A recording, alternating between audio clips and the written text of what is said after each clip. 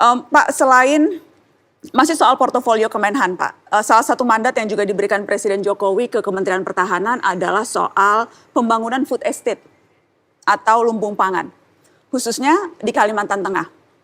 Pak, sejak awal sudah banyak kritikan Pak Prabowo akan pelaksanaan program ini. Dan belakangan itu ada laporan dari Walhi, dari Greenpeace yang menyoroti bagaimana program ini justru mengeksploitasi hutan, Pak. Mengancam wilayah adat dan keanekaragaman hayati. Apa evaluasi Bapak soal pelaksanaan food estate ini? Jadi Mbak Najwa begini ya, krisis dunia yang diramalkan oleh PBB dan sebagainya, krisis dunia yang akan juga sampai ke Indonesia atau sudah sampai, itu 3 hal. Ya. Pertama, food, ya, pangan, food. Kedua, energi, BBM dan sebagainya. Yang ketiga adalah water, air. Ya, food, energy, water. Ini 3 hal yang kritis. Jadi waktu itu setelah kita analisa, ini 4 tahun yang lalu, kita melihat bahwa untuk mengamankan Indonesia dari krisis ini, kita harus amankan pangan dan energi. Dan salah satu jalan keluar yang mutlak adalah food estate. Ya. Nah, Mbak Najwa, memang selalu ada nanti mempersoalkan lingkungan hidup dan sebagainya dan sebagainya. Yang ini penting, kita juga harus menjaga kelestarian alam dan lingkungan hidup. Sangat penting.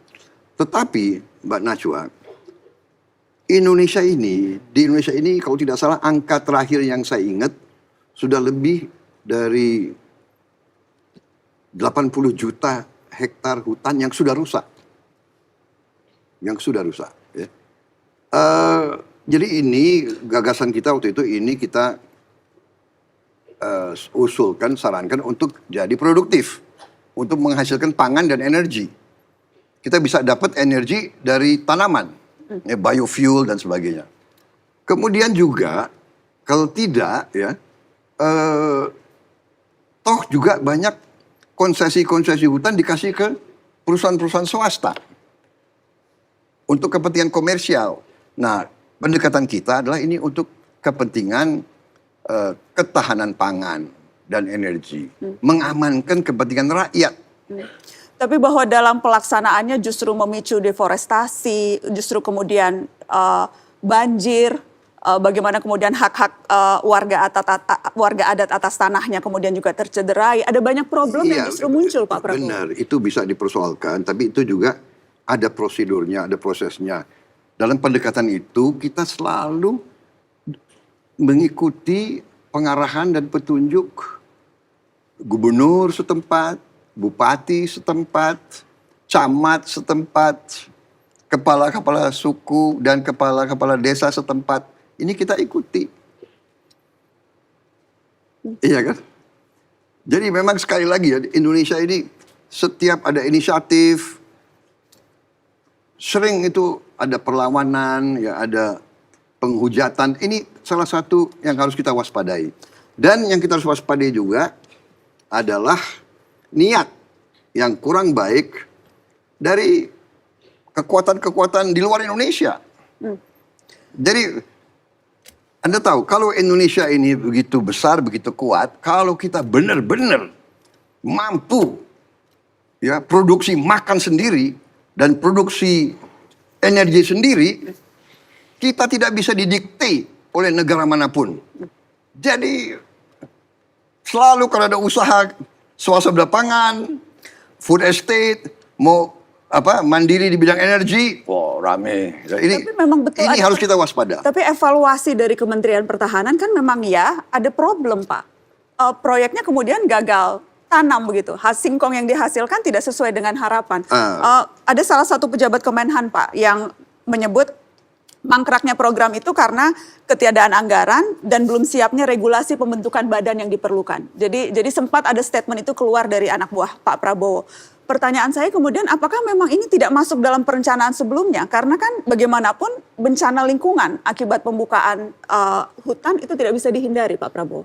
Begini, di situ yang saya bilang waktu Mbak Najwa tanya tadi di awal, ya, apa yang saya pelajari dari mana? Dari saya masuk ke pemerintah. Jadi begini, yang saya pelajari yaitu masalah birokrasi kita sering menurut saya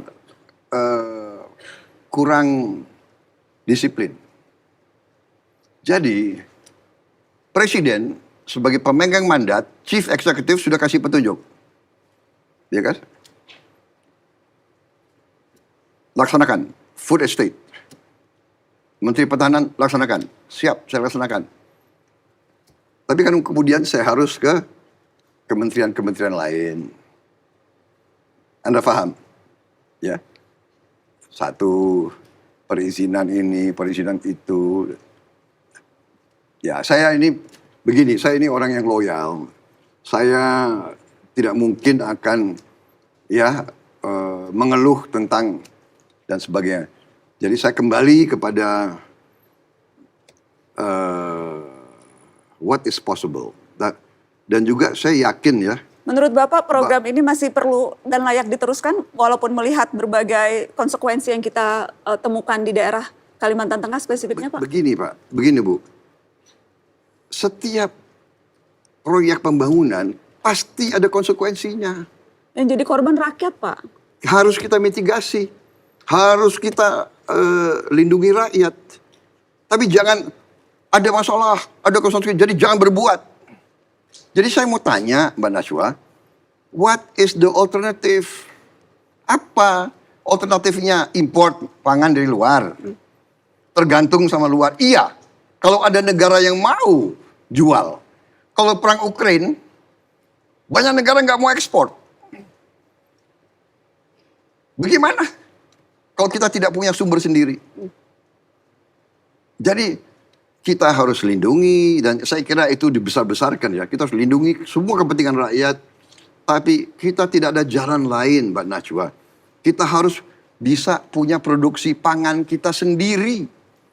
Kita tidak boleh tergantung bangsa lain. Karena kita mau merdeka. Bagaimana negara merdeka kalau dia tidak bisa memberi makan ke rakyatnya? Kita mau import terus. Dan sekarang ini tantangannya.